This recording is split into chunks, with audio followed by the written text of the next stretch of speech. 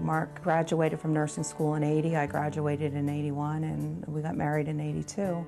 He was a very kind-hearted person, always quick to smile, very soft-spoken, loved to cook.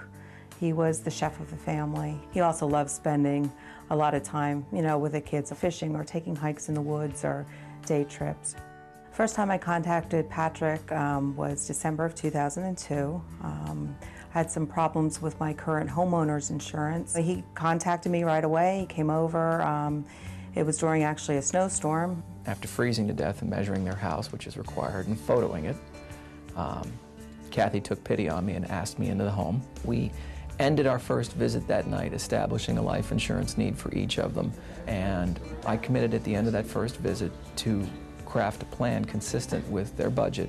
Mark was definitely hesitant.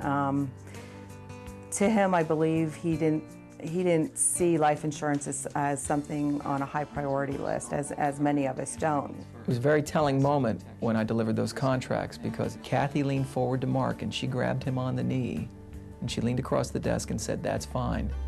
We'll take it just like we did it. It's exactly what we need, and we'll find a way to make it work in the budget."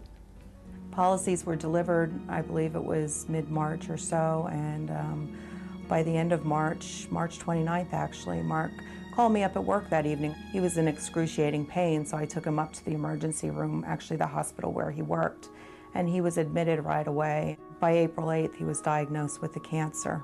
It was pancreatic cancer. It had already metastasized to the liver. When the physicians told him what the diagnosis was, I remember him turning to me and saying, "I'm going to die."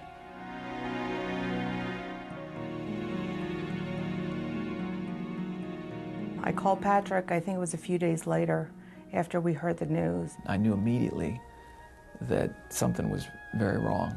I talked to Kathy and assured her that we would be here throughout this process with her, and we would hope for the best.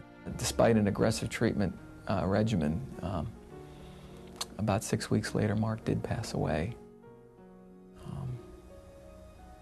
I had delivered death claims before, but this was the first death claim I delivered for a customer that I wrote.